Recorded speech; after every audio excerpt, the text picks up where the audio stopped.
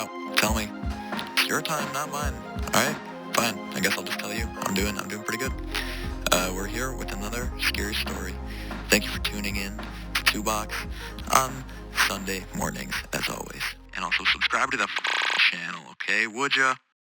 I'm moving me and my son out of the house I inherited only 5 months ago.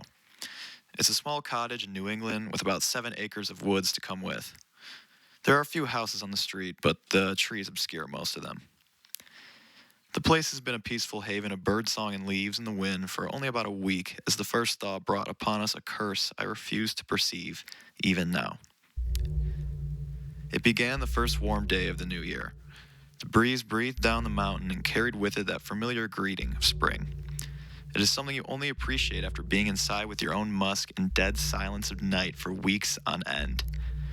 It is the smell of old snow melting into wet dirt, burning up in the newly warm sun, coming up into the air, earthly splendor of decayed leaves and abandoned homes of insects. We spent Jacob's entire life now until that... Fuck.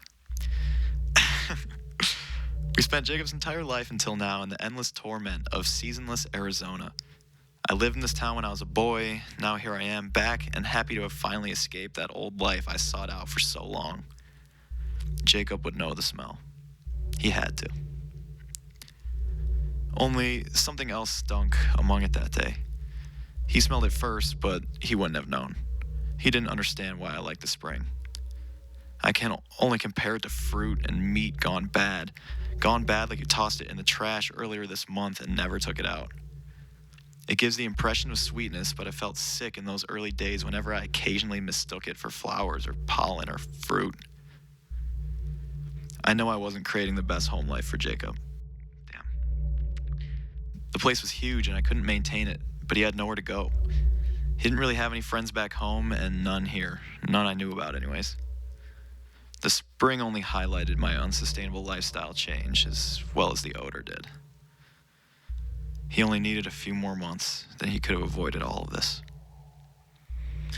It sounds overdramatic, but the potent stench was unavoidable in all areas of the cottage. On the first day, I pretended not to notice how bad it was. I forced myself to think it was just a dead animal in a nearby bush or something. I closed all the windows once, hoping somehow that the drafty walls would seal us away from it. This only made more obvious its oppressive presence. It was hot and rank in our rooms. Jacob told me the desert cannot die because it's already dried up all winter. He wanted to go back. Finally, I opened the windows and the breeze carried in fresh wafts of the pitiful aroma, still better than stale air. Next was the water.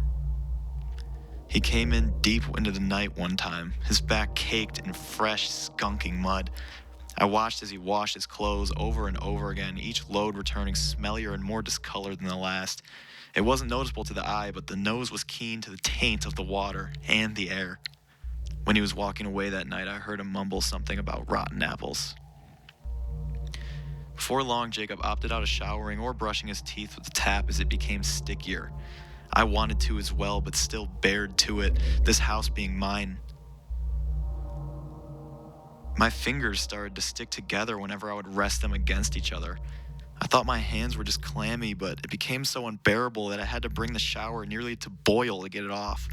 This, of course, only left me with a thin film all over my body. It felt like honey. Old.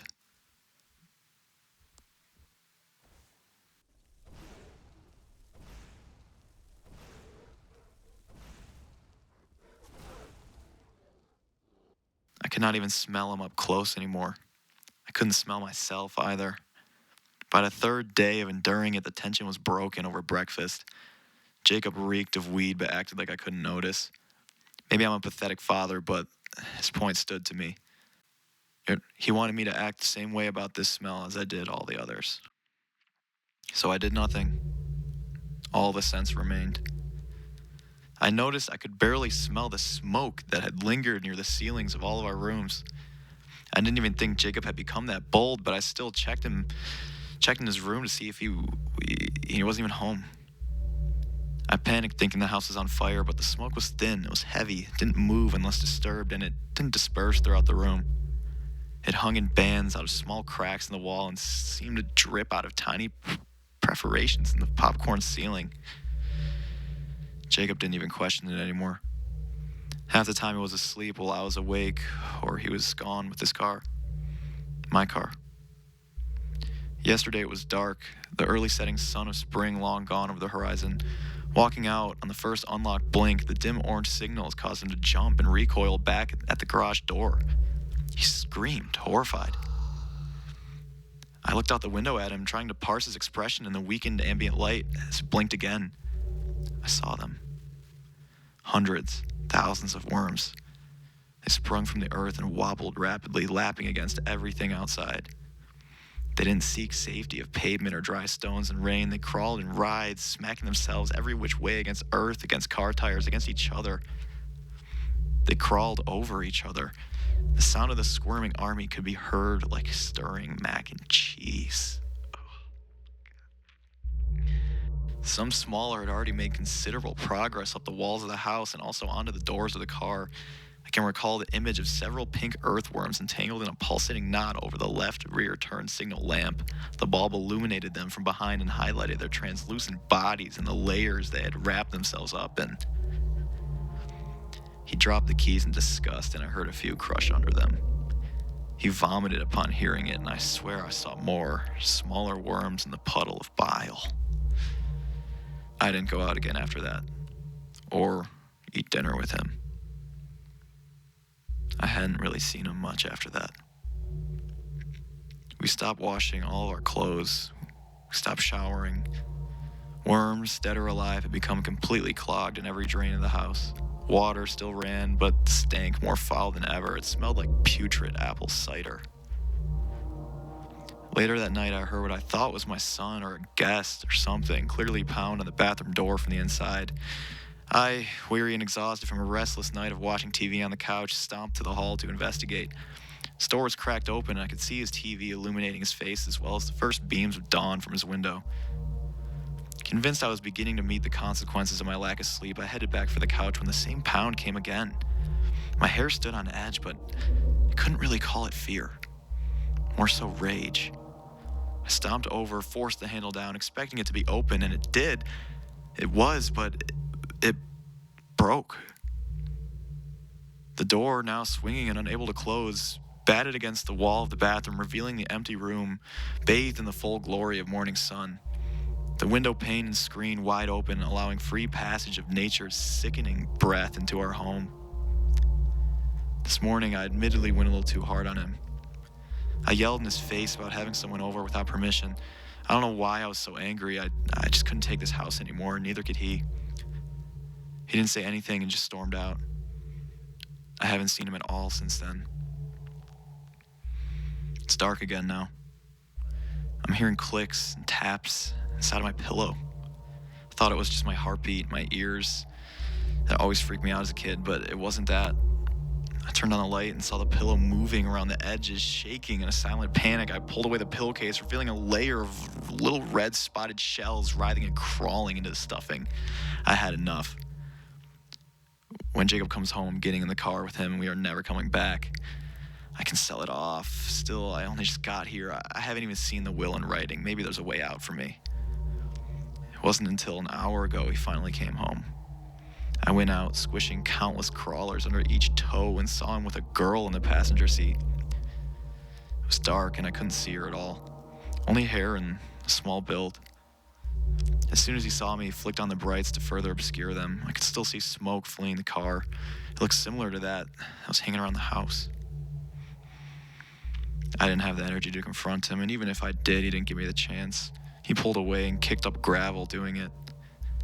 I hopelessly retreated onto our forest path. Our land beyond the house was beautiful. Had it not been for the stench, it was perfect, but by this point, it was near invisible to me anyways. I just paced along, almost drunken, leaving muddy footprints in the soft ground. The entire winter, I anxiously awaited my chance to explore this trail, and now here I am, and these plagues just strip me of all excitement to even breathe the air. I eventually came to a rest on a carved piece of stone. There are a few of them, each leaned or cracked, but clearly a historic memorial of some kind. It looked typical, no different from the several veteran cemeteries around town. I would have been over the moon to happen upon such a significant piece of my family's lore, but they aren't even around to see it. They aren't even my blood, but it's the only family I ever know. My wife, the only other one who could have got this property. What would she say about the smells, the bugs, the worms? How could no one tell me they rested on this land? But something just isn't right. It isn't right beyond these. The forest is silent here. It is as if winter remained only within the loose bounds of this forgotten memoriam. The smells, too. They're stronger here, potent, sweet. In fact, this section of woods is sparse in trees. It's beyond the path, up a ways on a gradient. The mud seeps slowly down, my footsteps, dark splotches over the shimmery wet surface reflected now in moonlight. I see also a sickening trail of unbroken worms all slithering down the hill in perfect flow. It is thin, snaking in and out of 2 pairs of footsteps, obscured by the days of rainfall.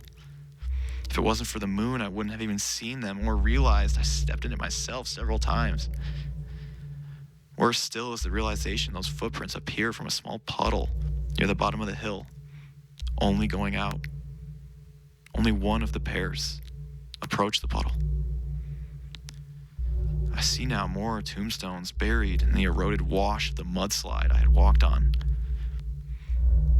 I approached the puddle, and I don't want to believe what I see.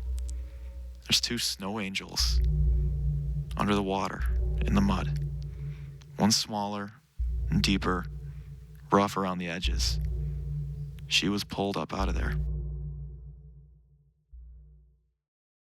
Spooky. Well, that was pretty scary. I only got one for today, so get fucked. New one next week, okay? Thanks for coming by again, and subscribe or else.